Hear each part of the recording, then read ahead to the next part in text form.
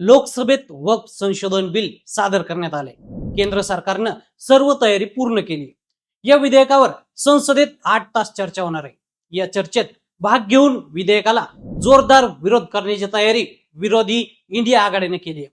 देशभरात याच बिलावरून जोरदार चर्चा सुरू झाली आहे। पण हे वक्फ विधेयक आहे तरी काय? या विधेयकात कोणत्या तरतुदी आहेत? या विधेयकाला विरोध का केला जातोय? सविस्तर पाहूयात या व्हिडिओमधून। वक्फ विधेयकामागे सरकारचा हेतू काय? ऑगस्ट 2024 मध्ये 2 वक्फ विधेयक लोकसभेत सादर करण्यात आली होती। वक्फ बोर्डाचं कामकाज सुव्यवस्थित करणं आणि वक्फ संपत्तीचं योग्य व्यवस्थापन करणं हा यामागचा उद्देश आहे। वक्फ संशोधन विधेयक 2024 चा उद्देश वक्फ अधिनियम 1995 मध्ये संशोधन करणं असा आहे, जेणेकरून वक्फ संपत्तीचं रेग्युलेशन आणि व्यवस्थापनात येणाऱ्या अडचणी सोडवता येतील।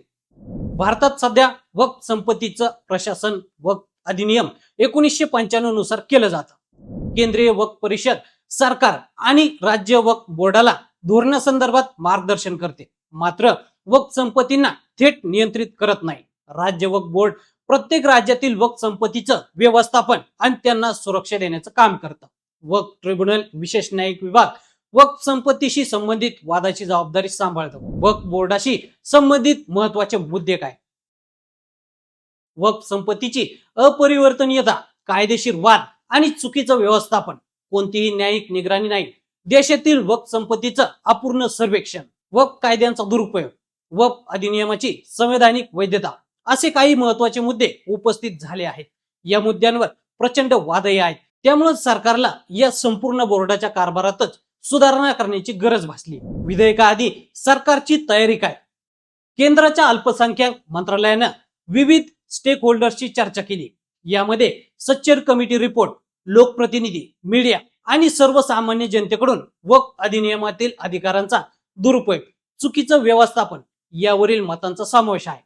मंत्रालयानं राज्य वक्फ बोर्डाशी चर्चा केली आहे। वक्फ संशोधन विधेयक ऑगस्ट 2024 रोजी सादर करण्यात आलं। त्यानंतर 9 ऑगस्टला संसदेच्या दोन्ही सभागृहांनी विधेयक संसदेच्या समितीकडे पाठवण्याची शिफारस केली। त्यानंतर संयुक्त संसदीय समितीने 36 बैठका घेतल्या। यामध्ये विविध मंत्रालय, विभागांचे प्रतिनिधी यांसह विविध संघटनांशी चर्चा करून त्यांची मतं आणि आक्षेप काय आहेत हेही जाणून घेतलं। वक्फ विधेयकातील मुख्य सुधारणा कोणत्या? वक्फ संशोधन विधेयक 2024 अंतर्गत काही सुधारणा प्रस्तावित आहेत। या सुधारणांचा उद्देश वक्फ संपत्तीच्या योग्य व्यवस्थापनासाठी एक व्यवस्थित आणि कायदेशीर रूपात बळकट चौकट तयार करणं हा आहे। याचबरोबर वक्फ संपत्तीचं अपूर्ण सर्वेक्षण पूर्ण करणं, ट्रिब्युनल आणि वक्फ बोर्डातील खटल्यांचा बॅकलॉग संपवणं याही काही तरतुदी आहेत। वक्फ विधेयक 1995 आणि वक्फ संशोधन विधेयक 2024 मध्ये फरक काय पाहूया। वक्फ संशोधन विधेयक 2024 मध्ये काही बदल प्रस्तावित आहेत। अधिनियमाचं नाव वक्फ अधिनियम 1995 आहे, तर हे आता नाव बदलून एकीकृत वक्फ प्रबंधन, सशक्तीकरण, दक्षता आणि विकास अधिनियम 1995 केलं आहे। या विधेयकात 2 गैर मुस्लिम सदस्य असतील। मुस्लिम संघटनांचे प्रतिनिधी वक्फ बोर्डाचे अध्यक्ष तसेच मुस्लिम सदस्यातून 2 महिला सदस्य असतील। असेही महत्त्वाचे बदल सरकारनं प्रस्तावित केले आहेत। वक्फ विधेयकासंबंधी या 10 मुद्द्यांवर वाद होऊ शकतो।